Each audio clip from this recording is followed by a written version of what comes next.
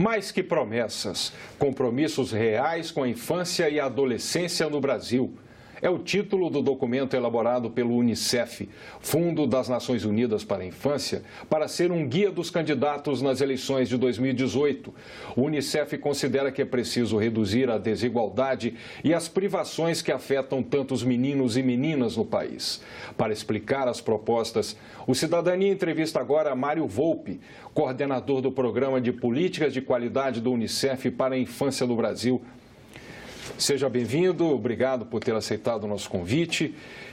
Esse documento, ele está sendo entregue a todos os candidatos, ou seja, candidatos a todos os cargos eletivos em disputa nessa eleição? Exato. Nós estamos fazendo um trabalho de dialogar com todos os candidatos que nós conseguimos alcançar, obviamente, mas focamos nos candidatos à presidência da República e nos candidatos ao governo do Estado. Também distribuímos esse documento para os candidatos aos cargos do Legislativo, embora um conjunto de propostas mais denso estão ligadas, né, às ações que nós esperamos do Executivo. Então, a gente está fazendo esse diálogo com os candidatos à presidência e aos governos dos estados, para levar um conjunto de ações que são essenciais para esse momento da vida do país. Não é?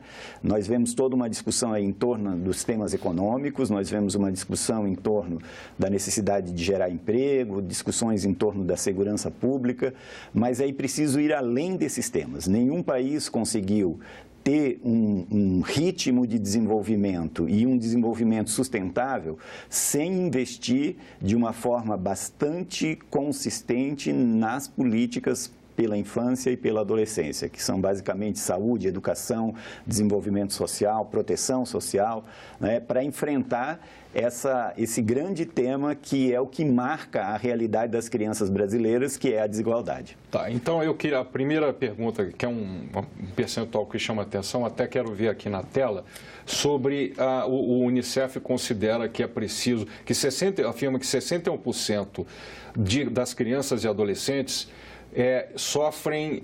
estão na pobreza em suas múltiplas dimensões. Então, eu queria que você explicasse. Nós temos aqui 18 milhões de estudantes vivem em domicílios de baixa renda, tá? E outros 14 milhões não são pobres, mas sofrem privação de pelo menos um de seus direitos básicos. Você pode explicar melhor isso? Na verdade, a gente analisou 7 elementos, não é, que nós tivemos disponibilizados pelo IBGE na PNAD de 2015, na pesquisa que eles fazem no domicílio, e nós analisamos 7 elementos. Um elemento, a renda. Não é? As famílias que recebem uma renda inferior ao necessário para comprar uma cesta básica. Não é? Então, essas famílias, o que nós observamos? Que nessas famílias que têm uma renda, que são classificadas como famílias em situação de pobreza, nós observamos que existe um conjunto de crianças e adolescentes que, embora vivam numa família com uma renda baixa, nenhuma delas está fora da escola, está explorada no trabalho infantil, tem saneamento básico, tem água potável, tem acesso à informação e tem uma moradia mais ou menos adequada. Então, nós temos crianças que vivem abaixo da pobreza, mas não têm esses 6 elementos de violação de direitos, e nós temos outras que estão acima desse nível de pobreza, mas têm alguma dessas violações. Então, teoricamente, ela teria uma renda que permite dizer que ela está acima desse nível de pobreza, mas ela tem uma criança que ou está fora da escola, ou é explorada no trabalho, ou tem uma moradia no qual mais de 3 pessoas habitam o mesmo cômodo. Então, a gente foi analisando esse conjunto e chegou à conclusão de que 6 em cada 10 crianças brasileiras vivem numa família que tem pelo menos uma violação, ou relacionada à renda, ou relacionada a esses 6 outros elementos. Isso mostra que analisar pobreza é analisar mais do que a renda. Não é? Uma criança que trabalha, por exemplo, que é explorada no trabalho, ela com... O futuro dela está comprometido, ainda que a família dela tenha uma renda suficiente. Mas é um mito essa ideia de que a renda dessa criança faça alguma diferença para aquela família. Na verdade, obviamente que faz no sentido do cotidiano, que ela tem algum dinheiro a mais para comprar os alimentos, enfim, o que ela precisa, mas o que se observa é que essa criança vai sair da escola, então vai ser uma criança com baixa renda, baixa escolaridade, provavelmente vai constituir uma família de forma precoce, com uma situação de gravidez na adolescência, então vai constituir exatamente o núcleo de reprodução da pobreza. É aqui que se constitui a passagem, né, intergeracional da pobreza. Uma família que é pobre, que não dá condições para os seus filhos, que vai gerar uma família com filhos que não vão ter também condições de sair desse ciclo de pobreza. Então, para quebrar esse ciclo de pobreza, é preciso um grande investimento do Estado brasileiro no sentido de estabelecer políticas que vão para além da renda. Esse é um grande desafio que nós estamos lançando aqui nas eleições. Tá. Essa fonte, a fonte desses dados, qual é? Essa é do IBGE, a Pesquisa Nacional de Amostra por Domicílios de 2015. Foi o último ano que o IBGE fez essa pesquisa nos domicílios, garantindo, então, que a gente tem uma comparabilidade entre os dados. Depois nós vamos atualizar esses dados com as pesquisas subsequentes que o IBGE vem fazendo de uma outra forma, que é a chamada PNAD contínua, não é? Tá.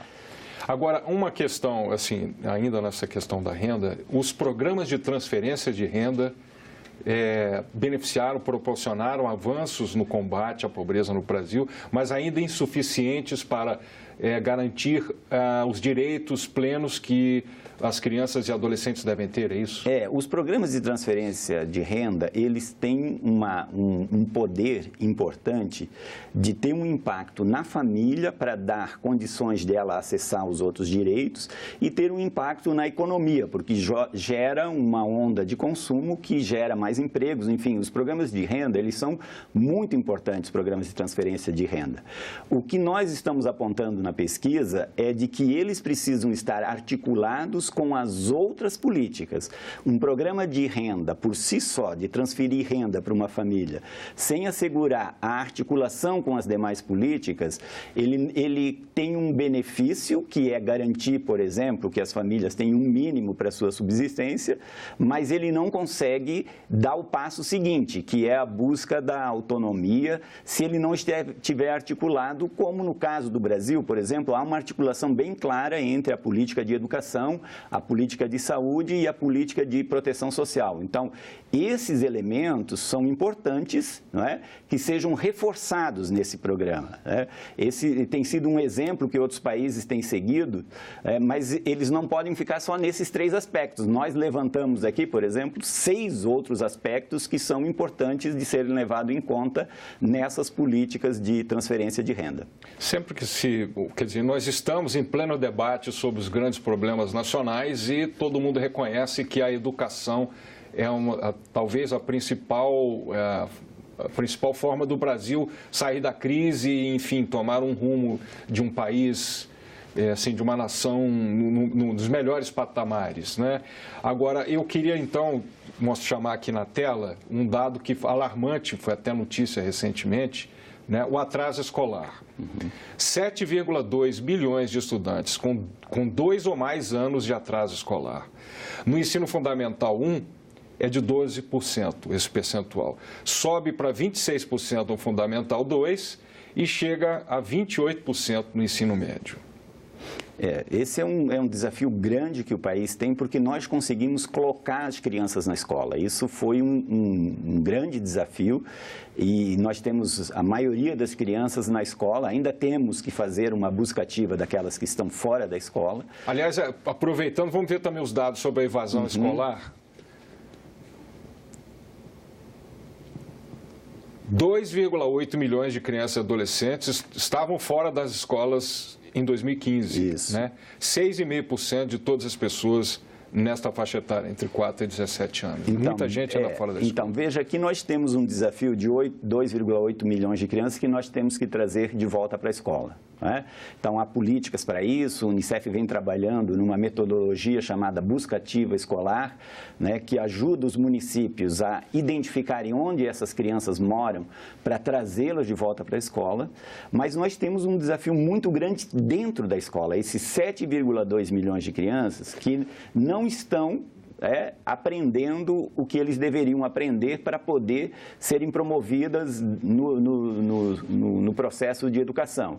Então, o que acontece? Nós temos uma cultura de repetência e de reprovação que está muito entranhada na política educacional. Nós precisamos enfrentar essa ideia de que tem alguns alunos que não vão aprender, então eu deixo esses alunos para trás.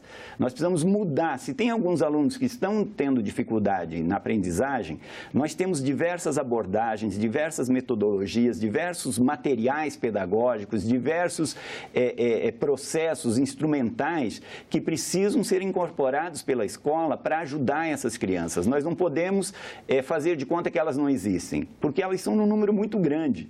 E quando você tem um número tão grande de crianças que não estão aprendendo, é preciso questionar o método, é preciso questionar os conteúdos, é preciso questionar o currículo. Não é possível. E a formação dos docentes também. E a formação dos professores.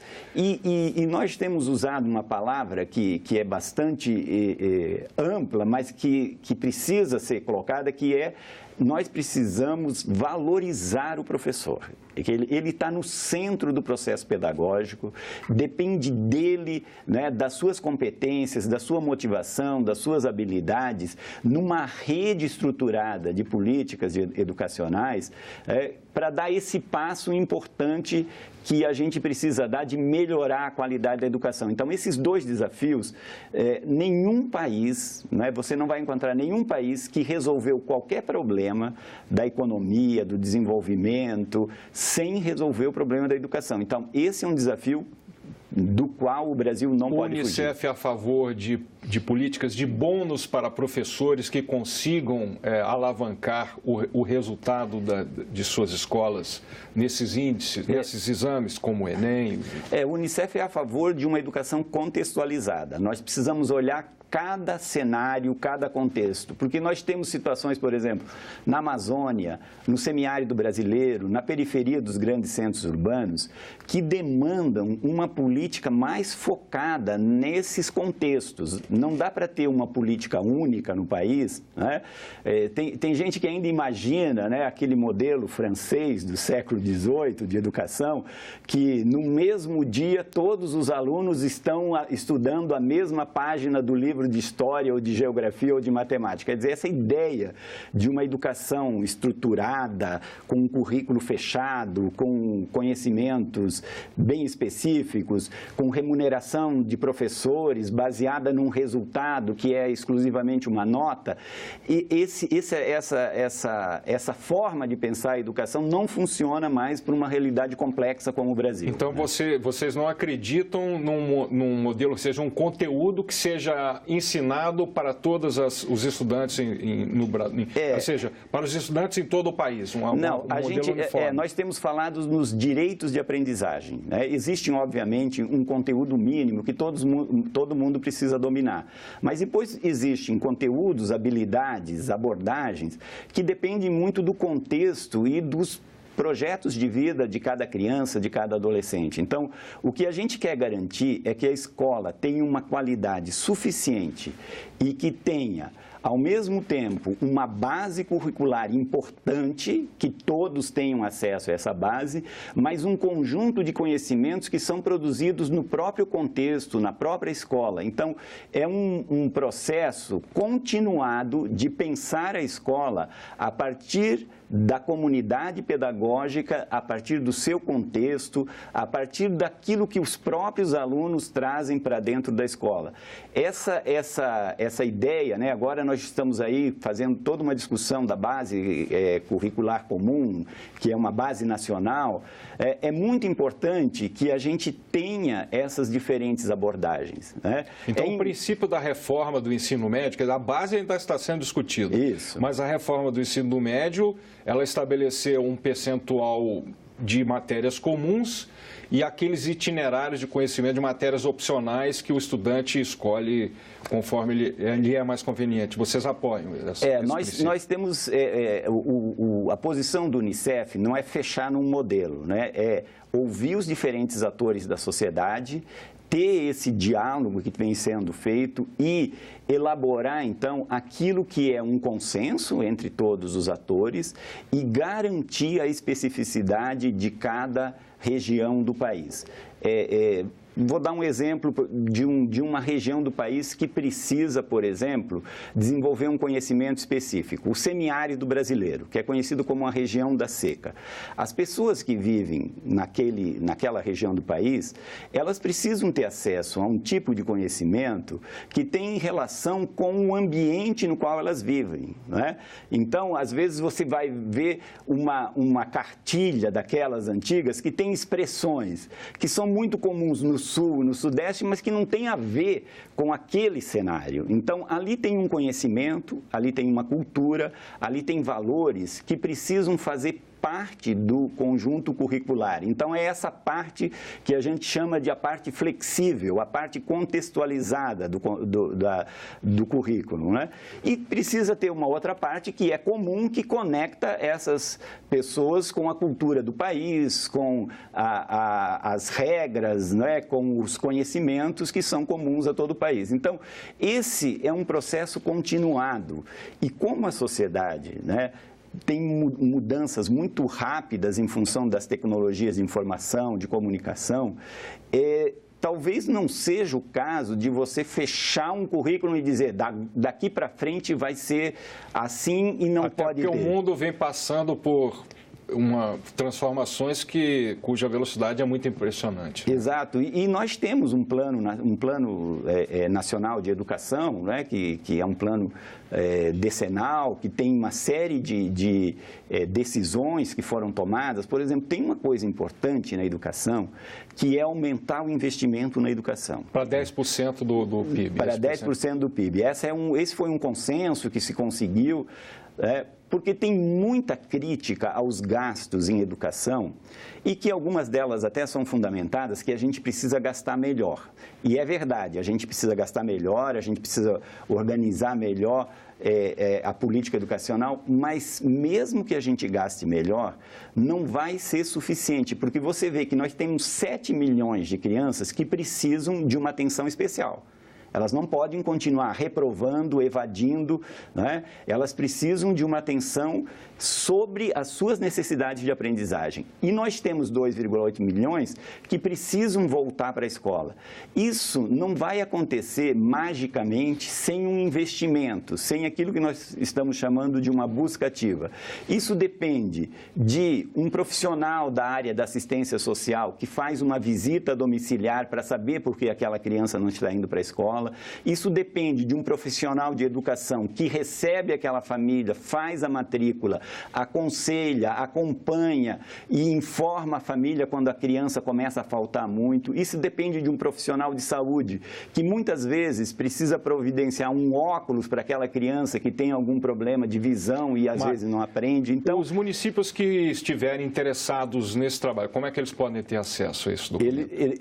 Esse documento está disponível numa plataforma www.maisquepromessa.org.br. Ali nós temos o conjunto de temas que estão relacionados, são 6 temas, né? Tem o tema da renda, o tema que nós chamamos de pobreza multidimensional, que é para enfrentar esse tema de melhorar a situação econômica das famílias. Tem o tema do homicídio de adolescentes, que é um tema muito grave. Eu queria chamar então aqui na tela, agora vamos ver esses números da violência, né? Quer dizer, a segurança pública é uma das principais preocupações do brasileiro.